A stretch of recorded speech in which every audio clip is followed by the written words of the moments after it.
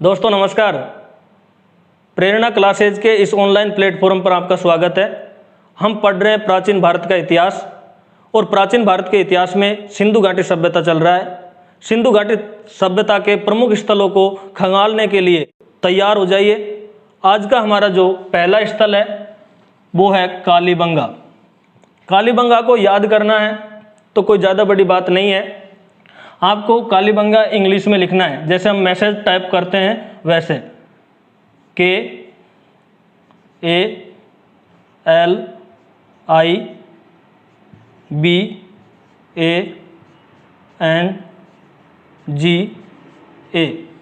कालीबंगा।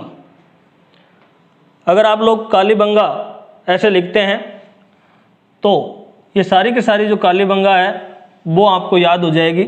अर्थात मैं यूँ कहूँ, कालीबंगा सभ्यता की प्रमुख विशेषताएं आपको याद हो जाएगी और विशेषताओं के साथ साथ आपको याद हो जाएंगे कालीबंगा सभ्यता से कौन कौन से अवशेष प्राप्त हुए हैं। कि गुरुजी ये तो बहुत अच्छी बात है कि केवल एक नाम याद करने से इतनी सारी चीज़ें याद हो जाएगी। तो सबसे पहले बात करते हैं कालीबंगा में के से क्या बनेगा, ए से क्या बनेगा, एल से क्या बनेगा, आई से क्या, बी से। मतलब सारे के सारे इधर की साइड में हम पढ़ेंगे कालीबंगा की प्रमुख विशेषता है और इधर की साइड हम पढ़ेंगे कालीबंगा से प्राप्त सामग्रियाँ। सबसे पहले कालीबंगा के बारे में बात करें तो कालीबंगा एक सिंधी भाषा का शब्द है। कौन सी भाषा का है? सिंधी भाषा का शब्द है और जिसका अर्थ होता है, शाब्दिक अर्थ की अगर हम बात करें तो कालीबंगा का शाब्दिक अर्थ है काली चूड़िया। शाब्दिक अर्थ क्या है? काली चूड़िया या काले रंग की चूड़िया। तो आपको के से पहले एक बात याद रखनी है, के से क्या बनाना है? काले रंग की चूड़िया। उसके बाद में हम बात करते हैं कालीबंगा सभ्यता की खोज किसके द्वारा की गई, खोजकर्ता कौन है? तो ए से आपको याद रखना है अमलानंद घोष। क्या याद रखना है ए से? अमलानंद घोष। रह जाएगा याद? हाँ गुरुजी ये तो रह जाएगा। बस अमलानंद घोष ये कौन है? कालीबंगा के खोजकर्ता। कालीबंगा की खोज अमलानंद घोष ने कब की थी? तो आपको याद रखना है यहाँ पे 1951 या 53 ईस्वी में। 1951 होगा या 53 होगा। बहुत सारी बुकों में 1951-53 देते हैं, तो फिर बाद में बीच का 1952 दे रखा है, वो गलत है। आपको याद रखना है 1951 में या 1953 में, दोनों डेट मिलती है तो दोनों याद रखना है आपको। इसके बाद में बात करते हैं लेकिन। तो ए से अमलानंद घोष हो गया। एल से आपको दो चीज़ याद रखनी है। लेकिन आप याद रखना कि इन्होंने खोज तो की है, लेकिन कालीबंगा सभ्यता की पहली जानकारी देने वाला कौन था? तो याद रखोगे आगे प्रथम जानकारी किसने दी? तो आपको याद रखना है LP टेसीटोरी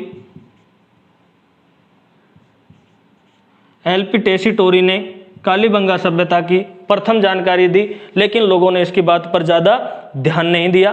तो कालीबंगा सभ्यता की प्रथम जानकारी देने वाले कौन थे? LP टेसीटोरी। ये भी याद रह जाएंगे एल से। आगे आपको याद रखना है अर्थ हो गया, खोजकर्ता आपने याद कर लिया, प्रथम जानकारी। अब आपको याद रखना है उत्खननकर्ता। उत्खननकर्ता कौन थे? उत्खननकर्ता में बी से आपको दो नाम याद रखने हैं। कौन कौन से? एक तो नाम याद रखना है आपको बीबी लाल याद रखना है, और एक नाम याद रखना है BK थापर। गुरुजी इनका पूरा नाम, तो बी से आपको याद रखना है ब्रज और बी से ब्रजवासी लाल, और यहाँ पे बी से आपको याद रखना है बालकृष्ण थापर। तो ये दोनों क्या है? उत्खननकर्ता। इन्होंने ये उत्खनन कार्य कब किया? तो खोज के 10 साल बाद। क्या याद रखना है? जब इन्होंने खोज की थी उसके 10 साल बाद। खोज इन्होंने कब की थी? 1951 या 53 में। तो यहाँ पे भी आप याद रखो 10 साल बाद 1961 या 63, 1961 या 63 में उत्खनन कार्य, और लगातार 8-9 साल तक ये उत्खनन कार्य चला था, ऐसे याद रख लेना। उसके बाद में आपको याद रखना है एन, एन से आपको नगर याद रखना है। एन से क्या याद रखना है? नगर। तो सैंधव घाटी सभ्यता के जो नगर थे, अधिकांश नगरों की बात करें, अधिकांशतः नगरों की बात करें तो वह 2 टीलों में बटा हुआ था। कितने टीलों में? 2 टीलों में बटा हुआ था। इन टीलों के बारे में तो थोड़ा बाद में हम चर्चा करेंगे, जब प्राक हड़प्पा और हड़प्पा कालीन स्थल मिले हैं उनमें चर्चा करेंगे। तब थोड़ा सा देख लेते हैं कि 2 टीलों में बटा हुआ था। ये इधर की साइड में पूर्वी टीला है और ये पश्चिमी टीला है। पश्चिमी टीला ये थोड़े ऊंचे चबूतरे पे बनाया हुआ था, इसीलिए ये ऊपरी टीला है, ये निचला टीला है। यहाँ जनसामान्य लोग रहते हैं, जनसामान्य लोग रहते हैं, इसीलिए इसे नगर टीला कहा जाता है। कौन सा टीला कहा जाता है? नगर टीला भी कहा जाता है।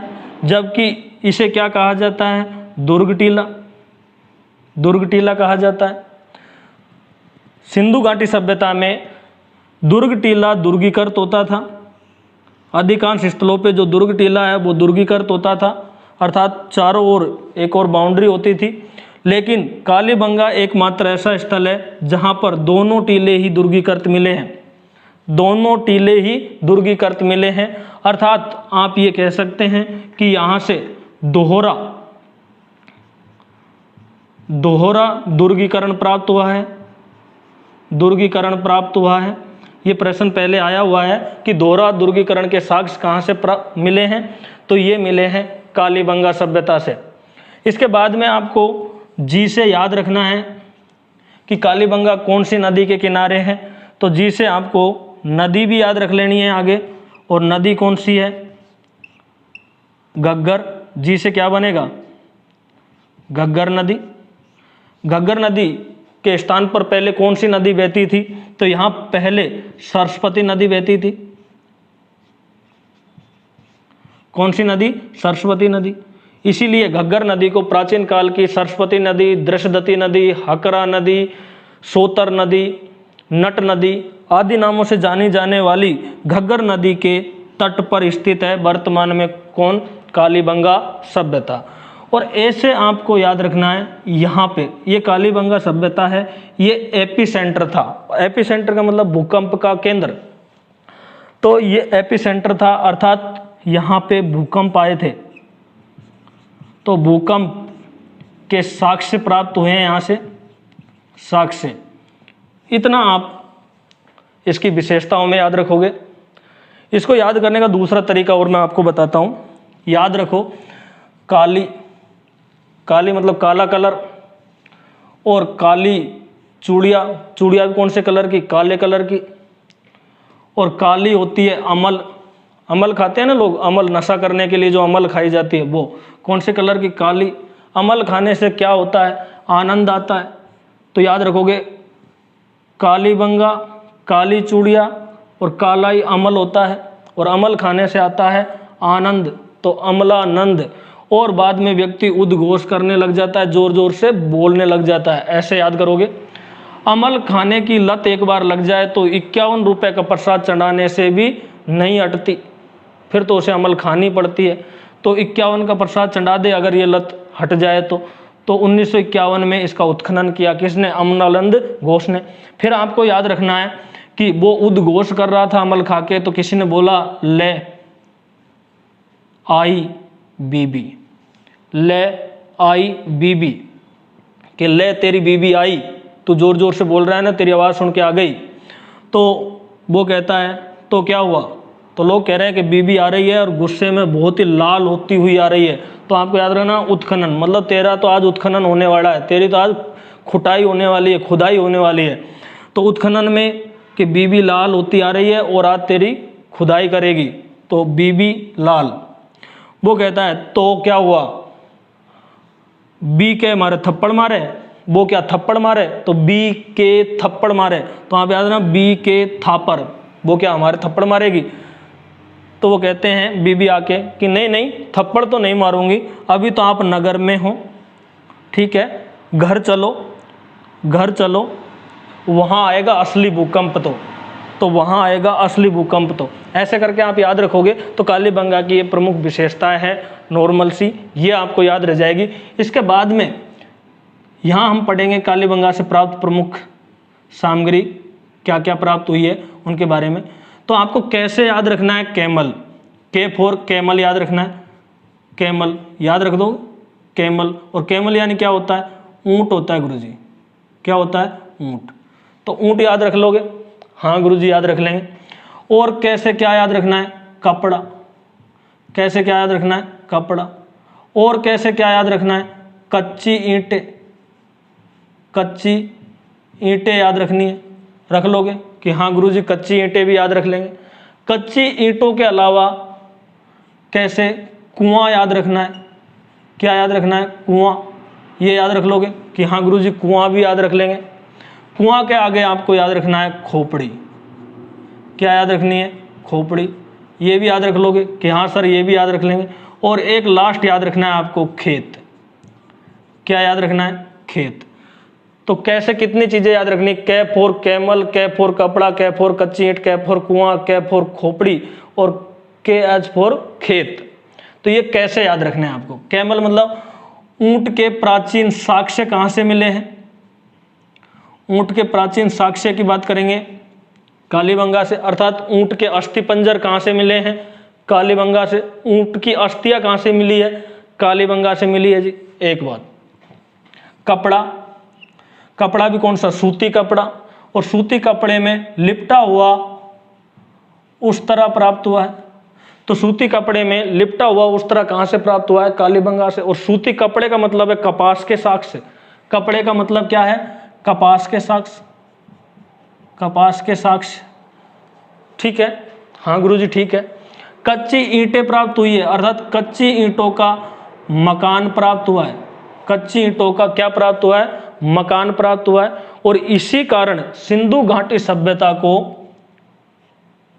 इसी कारण, और सॉरी, इसी कारण कालीबंगा सभ्यता को सिंधु घाटी सभ्यता की गरीब या दीनहीन बस्ती कहते हैं, दीनहीन बस्ती के नाम से जाना जाता है। तो दीनहीन बस्ती किसे कहा जाता है, कालीबंगा को, किसकी, सिंधु घाटी सभ्यता की। क्यों, क्योंकि यहाँ से कच्ची ईंटों के मकान मिले हैं।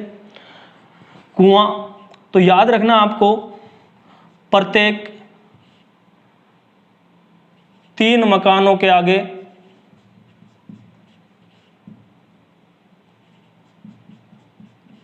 एक कुआं प्राप्त हुआ है।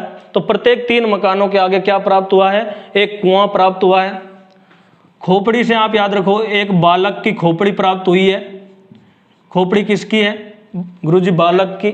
और बालक की खोपड़ी प्राप्त हुई है, उसमें 6 छेद थे, छेद या छिद्र प्राप्त हुए हैं। इससे यह पता चलता है कि उस समय शल्य चिकित्सा के प्रमाण है, शल्य चिकित्सा के प्रमाण प्राप्त हुए हैं। और ये शल्य चिकित्सा के प्रमाण कालीबंगा के अलावा लोथल से भी प्राप्त हुए हैं। तो शल्य चिकित्सा के प्रमाण कालीबंगा के अलावा कहाँ से प्राप्त हुए हैं, लोथल से भी प्राप्त हुए हैं। गुरुजी ये भी सही है। खेत से आपको याद रखना है कि यहाँ पर खेत भी प्राप्त हुआ है, कहाँ पे, कालीबंगा में। और खेत भी कैसा प्राप्त हुआ है, जुता हुआ खेत, जुता हुआ खेत प्राप्त हुआ है। और जुता हुआ खेत कैसे जुता हुआ था, युगल। तो युगल जुताई यहां से प्राप्त हुई है। युगल जुताई का मतलब आप याद रखना है यहाँ पे कि जैसे मान लो ये खेत है, ऐसे आप खेत बना लो और यहाँ पे नज़दीक नज़दीक ऐसे जुताई हुई है, और इसके अलावा यहाँ दूर दूर ऐसे जुताई हुई है ऐसे। तो इसे कहते हैं युगल जुताई। क्या कहते हैं इसे, युगल जुताई। मतलब दोहरी जुताई के साक्ष्य कहाँ से मिले हैं, कालीबंगा से। अब आपको ऐसे याद रखना है एग्रीकल्चर। ऐसे क्या याद रखना है, एग्रीकल्चर। और एग्रीकल्चर का मतलब होता है कृषि, एग्रीकल्चर का मतलब क्या है? कृषि। तो कृषि के साक्ष्य भी कहाँ से प्राप्त हुए हैं? कालीबंगा से। और कृषि भी कैसी? युगल कृषि या युगल खेती प्राप्त हुई है यहाँ से, खेती। तो युगल खेती का क्या अर्थ है यहाँ पे? अर्थात मैं यूँ कहूँ कि नज़दीक नज़दीक वाली जो नालियाँ थी उनमें चना बोया जाता था, चना बोया जाता था, और जो दूर दूर वाली नालियाँ थी उसमें सरसों बोई जाती थी, सरसों। तो एक साथ चना व सरसों की एक साथ कृषि कहाँ से प्राप्त हुई है? कालीबंगा से। इसके अलावा खरीफ में यहाँ पे बाजरा बोया जाता था।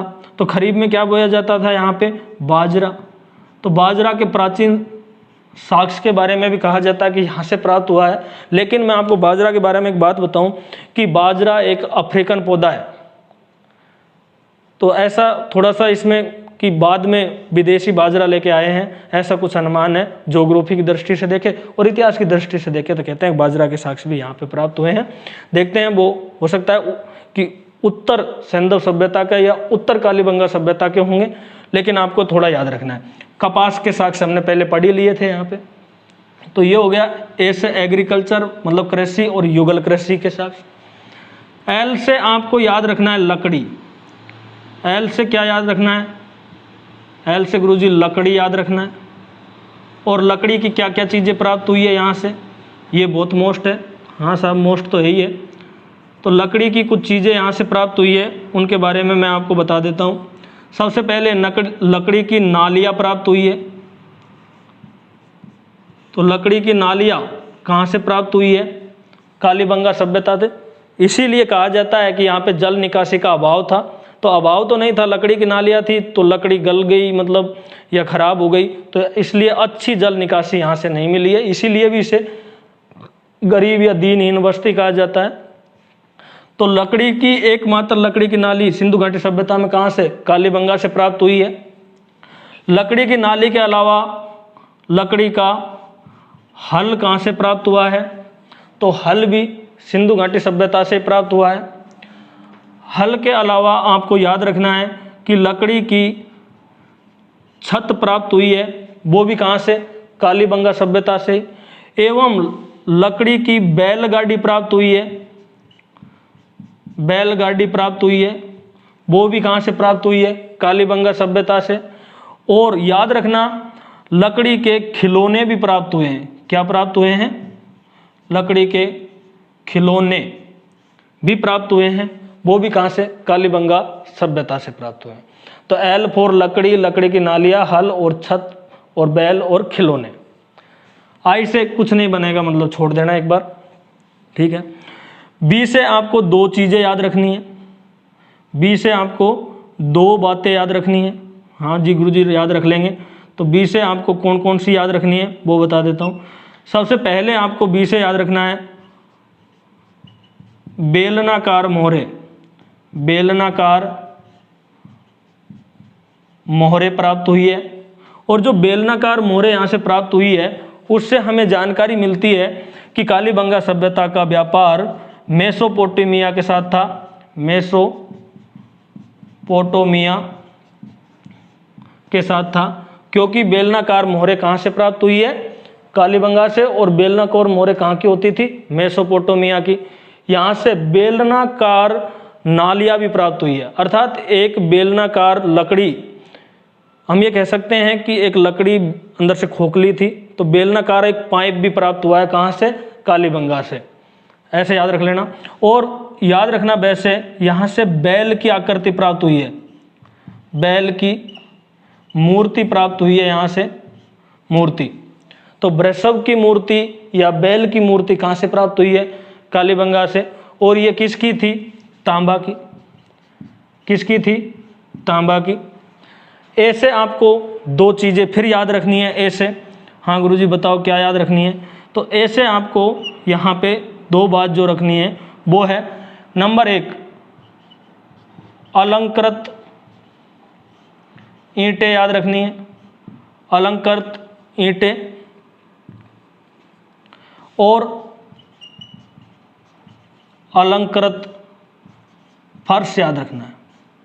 तो अलंकृत ईंटें और उन ईंटों से अलंकृत फर्श बनाया गया। ये आपको याद रखना है। यहाँ पे जो अलंकृत जो ईंटें जिनका फर्श वगैरह बनाया गया, उनके अलावा ऐसे आपको याद रखना है, यहाँ पे अग्नि वेदिकाएं मिली है। क्या प्राप्त हुआ है? अग्नि वेदिकाएं। अग्नि वेदिकाएं यहाँ से मिली है। अग्नि वेदिकाओं को कहा जाता है हवन कुंड या यज्ञ वेदिका। तो अग्नि वेदिकाएं, हवन कुंड या यज्ञ वेदिकाएं कहाँ से प्राप्त हुई है? कालीबंगा से। और कालीबंगा से कितनी अग्नि वेदिकाएं मिली है? तो आप याद रखना, यहाँ से 7 अग्नि वेदिकाएं प्राप्त हुई है। कितनी? 7। और ये 7 अग्नि वेदिकाएं कहाँ पर स्थित थी? तो याद रखना आप यहाँ पे कि कच्ची ईंटों के चबूतरों पे। फर्स्ट ग्रेड में ये प्रश्न आया था कि जो अग्नि वेदिकाएं मिली है वो कहाँ से मिली है। तो आप याद रखना कौन सी ईंटों के चबूतरे से? तो ऑप्शन में आएगा अलंकृत ईंटों के चबूतरे, पक्की ईंटों के चबूतरे, कच्ची ईंटों के। तो हम सोचेंगे कच्ची पे थोड़ी मिलेगी अग्नि वेदिका। तो कच्ची ईंटों के चबूतरों पर कच्ची ईंटों के चबूतरों के ऊपर 7 अग्नि वेदिकाएं मिली है। इस अग्नि वेदिकाओं में आप याद रखना, इन 7 अग्नि वेदिकाओं में से एक अग्नि वेदिका में या हवन कुंड में आपको याद रखना है हिरण की हड्डियां मिली है। हिरण की जली हुई हड्डियां इन 7 में से एक में मिली है। अर्थात हिरण के अवशेष कहाँ से प्राप्त हुए हैं? हिरण की जली हुई हड्डियां कहाँ से मिली है? कालीबंगा से। और इससे ये पता लगता है कि यहाँ पे बलि प्रथा थी। किस चीज़ का? बलि प्रथा का साक्ष्य, बलि प्रथा। इसके अलावा जले हुए चावल यहाँ से मिले हैं। चावल मिले हैं, और वो भी कैसे मिले हैं? चावल भी जले हुए। तो आपको याद रखना है कि जले हुए चावल के साक्ष्य कालीबंगा से, बलि प्रथा कालीबंगा से, क्योंकि हिरण की हड्डियां जली हुई मिली है। किस में? 7 अग्नि वेदिकाओं में से एक में, एक हवन कुंड में। इसके अलावा आपको याद रखना है जी से नहीं मिली। जी से आपको पहले एन है, तो पहले आप एन से क्या कि जो नहीं मिला है, क्या नहीं मिला है? तो आप याद रखना कि यहाँ से नहीं मिला है मात्र देवी की मूर्ति।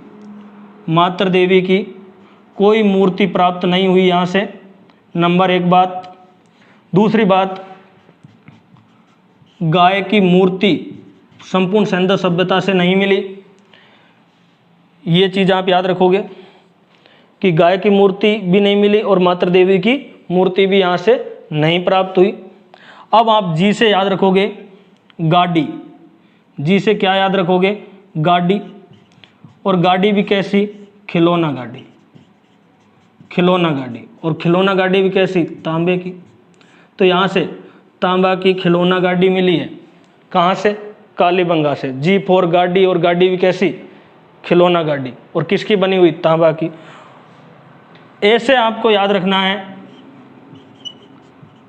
अंत्येष्टि क्रियाएं। ऐसे अंत्येष्टि क्रियाएं 3 प्रकार की।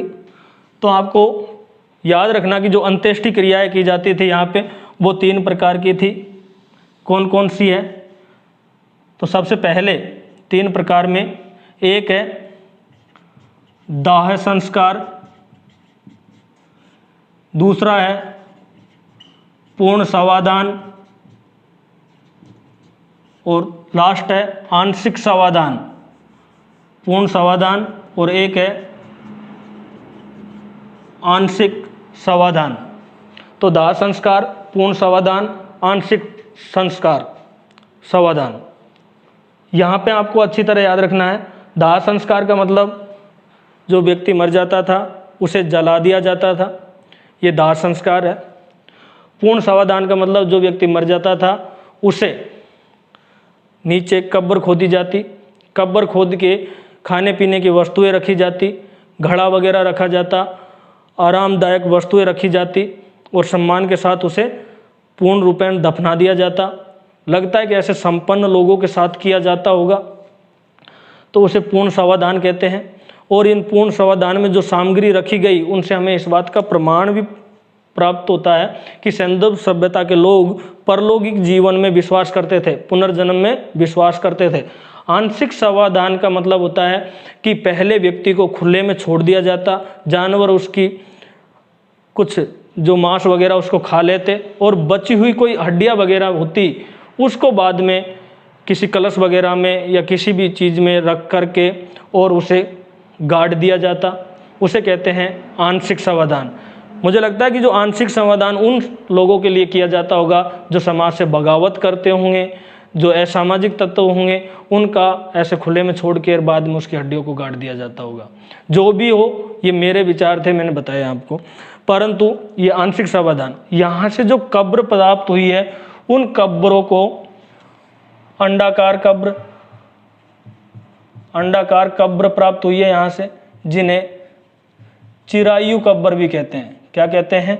चिरायु कब्र भी कहते हैं। तो ये सामान्य ये चीज़ें हैं जिनको आप याद करोगे तो आराम से याद हो जाएगी। आप यहाँ पे याद रखना कि यहाँ पे कच्ची ईंटों के मकान मिले हैं, परंतु सड़कें कैसी मिली है? सड़कें पक्की ईंटों की मिली है। सड़कें किसकी मिली है? पक्की ईंटों की। इसके अलावा आपको इसमें कुछ चीज़ें याद रखनी है। लगभग आपको इसमें 5 चीज़ें याद रखनी है। कितनी? 5। हाँ साहब, 5 और रखेंगे क्योंकि बार बार तो पढ़ना नहीं है, एक बार में याद कर लो अच्छी तरह से। 5 में आपको ऐसे याद रखना है। प्रथम यानी पहला, दूसरा, तीसरा, उसके बाद में आपको याद रखना है 4 और 5। क्या लिखा है गुरुजी? ये देखो, ये बहुत ही महत्वपूर्ण प्रश्न है, यहाँ से काफ़ी बार प्रश्न आते हैं। वैसे 5 के बाद आप लिख सकते हो 6 और 7, कोई दिक्कत नहीं है। ये लो जी, 7 बातें और याद रखनी है। राजस्थान में खोजा गया पहला सभ्यता स्थल कौन सा है? कालीबंगा। नहीं साहब, ऐसे तो बहुत सा खोजे गए। नहीं, स्वतंत्रता के बाद। किसके बाद? स्वतंत्रता के बाद खोजा गया पहला स्थल, खोजा गया प्रथम स्थल कौन सा है? कालीबंगा। कहाँ की बात है? राजस्थान में। ये राजस्थान की बात है। स्वतंत्रता के बाद खोजा गया भारत में दूसरा स्थल है कालीबंगा। कौन सा स्थल है? दूसरा। तो गुरुजी पहला कौन सा खोजा गया था? रोपड़। पहला कौन सा खोजा गया था? रोपड़। अच्छा, तीसरा से क्या है? तीसरा नहीं, तीसरी। तीसरी क्या है साहब? तीसरी राजधानी। सिंधु घाटी सभ्यता की कौन सी राजधानी? तीसरी राजधानी। किसने कहा? याद रखना, स्टुअर्ट पिगट महोदय ने। सर हमने तो दशरथ शर्मा पढ़ा, तो मैं भी तो कह रहा हूँ स्टुअर्ट पिगट महोदय ने इसे कहा था तीसरी राजधानी, और डॉक्टर दशरथ शर्मा ने इसका समर्थन किया था। डॉक्टर दशरथ शर्मा इसका क्या किया था? समर्थन।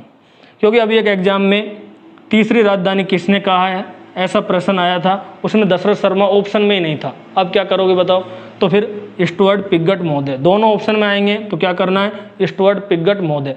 बहुत सारी कंफ्यूजिंग है। राजस्थान के बच्चे तो ऐसे याद रखते हैं कि भारत का स्वतंत्रता के बाद खोजा गया पहला स्थल कालीबंगा। नहीं, कालीबंगा तो राजस्थान का स्वतंत्रता के बाद खोजा गया पहला स्थल है। भारत का स्वतंत्रता के बाद खोजा गया पहला स्थल रोपड़ 1950 में खोजा गया।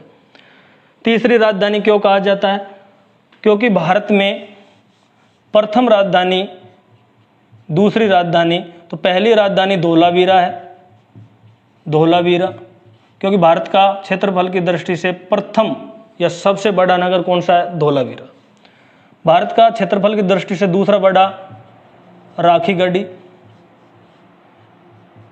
क्षेत्रफल की दृष्टि से दूसरा है, दूसरी राजधानी है, और तीसरी राजधानी तो क्षेत्रफल की दृष्टि से तीसरा बड़ा है कालीबंगा, कालीबंगा, और इसीलिए कालीबंगा को कहा जाता है तीसरी राजधानी। आप ऐसे मत मानना कि मोहनजोदड़ो को, हड़प्पा को पहली, मोहनजोदड़ो को दूसरी राजधानी, ऐसा नहीं है। क्यों कहा जाता है? क्योंकि भारत में तीसरा बड़ा स्थल है क्षेत्रफल की दृष्टि से। अच्छा साहब, 4 से क्या याद रखोगे? 4 बेलनाकार मोहर मिली है, तो बेलनाकार मोहर मेसोपोटामिया की कितनी मिली है? 4। और 5 से आपको याद रखना है कि यहाँ पे 5 सांस्कृतिक चरण प्राप्त हुए हैं। और 6 क्या है? 6 से आप याद रखना 6 छेद प्राप्त हुए हैं। छेद कहाँ? खोपड़ी में। तो यहाँ पे खोपड़ी मिली है जिसमें 6 छेद थे। कपाल भेदन क्रिया या शल्य चिकित्सा के प्रमाण। और 7 से याद रखना कि मिट्टी के ईंटों के चबूतरों के ऊपर, मिट्टी की ईंट याद रखना कि चबूतरों के ऊपर या कच्ची ईंटों के चबूतरों के ऊपर 7 अग्निवेदिकाएं मिली है, अग्निवेदिकाएं, जिसमें एक हिरण की हड्डियां मिली है, बलि प्रथा, भुने हुए चावल के अवशेष या जले हुए चावल के अवशेष यहाँ से प्राप्त हुए हैं। ये आपको याद रखना है। अब यहाँ पे थोड़ी सी और बात कर लेते हैं। जो 5 सांस्कृतिक चरण यहाँ से प्राप्त हुए हैं उनके बारे में थोड़ी जानकारी लेते हैं। तो आपको एक चीज़ याद रखनी है यहाँ पे, आपने नाम सुना होगा सोथी संस्कृति। क्या नाम सुना होगा? सोथी संस्कृति। तो ये सोथी संस्कृति क्या चीज़ है? पहली बात तो इसके बारे में थोड़ा सा तो देखो, कालीबंगा सभ्यता में भी 2 टीले मिले हैं, एक टीला इधर, एक टीला इधर। ये नगर टीला, ये दुर्ग टीला।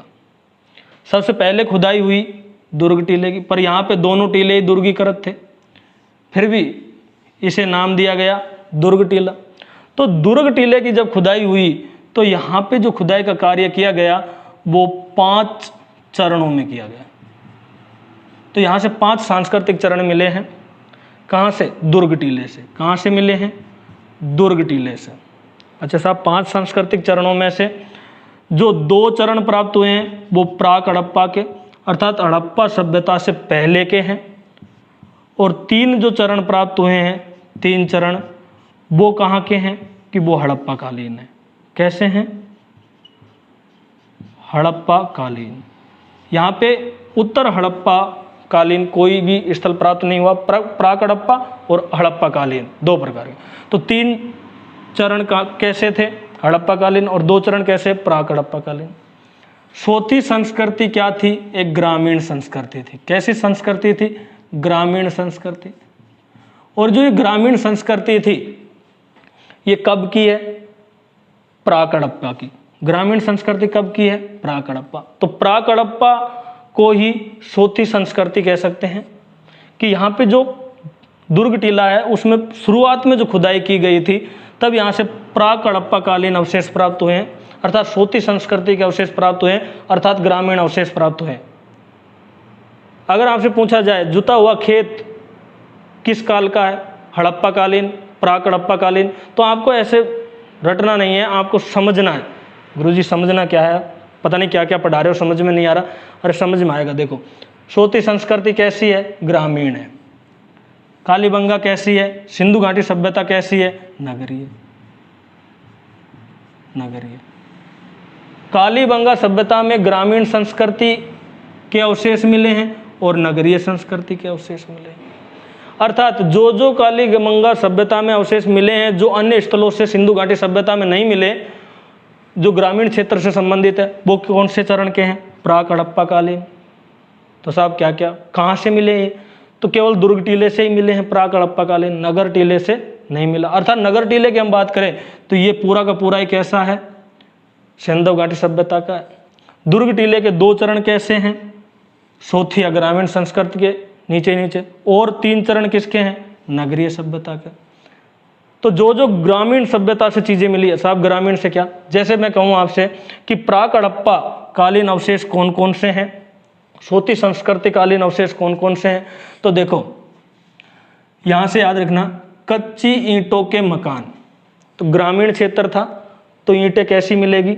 कच्ची ईंटों के मकान मिले हैं यहाँ से। तो एक चीज।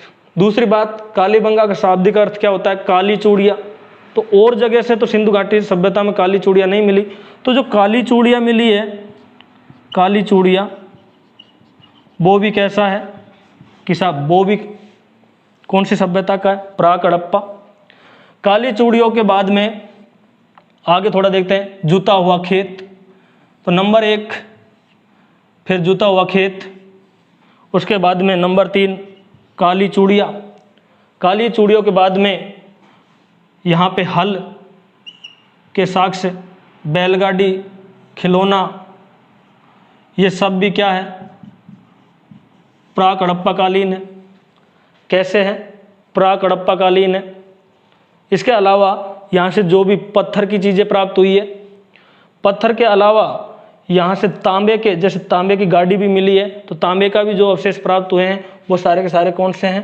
प्राक हड़प्पा कालीन। आप तो इतना याद रखना, काली चूड़ियाँ मिली है वो प्राक हड़प्पा कालीन है, कच्ची ईंटों के मकान मिले हैं वो प्राक हड़प्पा कालीन है, जूता हुआ खेत मिला है वो प्राक हड़प्पा कालीन है। इसके अलावा हल, बैलगाड़ी, खिलौने, ये भी प्राक हड़प्पा कालीन है। सिलबट्टा यहाँ से प्राप्त हुआ है वो भी प्राक हड़प्पा कालीन है। सिलबट्टा मतलब पत्थर वगैरह का, ये चीज़। इसके अलावा आपको आगे याद रखना है कि यहाँ से एक पूरा का पूरा हाथी दांत प्राप्त हुआ है। क्या प्राप्त हुआ है? पूरा का पूरा हाथी दांत यहाँ से प्राप्त हुआ है। इसके अलावा महिलाओं के सुरमा लगाने की तिल्ली यहाँ से प्राप्त हुई है कालीबंगा से। कालीबंगा में आपने ये तो हमें नहीं पढ़ाया कि कालीबंगा कहाँ है, तो कालीबंगा कहाँ है ये तो एक राज्य की बात है। क्या है? राज्य की बात। राज्य की बात ये है कि जो तुम प्रश्न कर रहे हो उसका उत्तर उसी में कालीबंगा है या कालीबंगा कहाँ है से आपको याद रखना है। हनुमानगढ़ में। तो राजस्थान के हनुमानगढ़ ज़िले में, और वहाँ एक तहसील है जिसका नाम है पीलीबंगा। क्या नाम है? पीलीबंगा। तो ये हो गया कालीबंगा कहाँ पर है। कालीबंगा राजस्थान के हनुमानगढ़ ज़िले के पीलीबंगा। मेरे हिसाब से इतना बहुत है कालीबंगा में। इसके बाद में याद करवाएंगे अगला स्थल।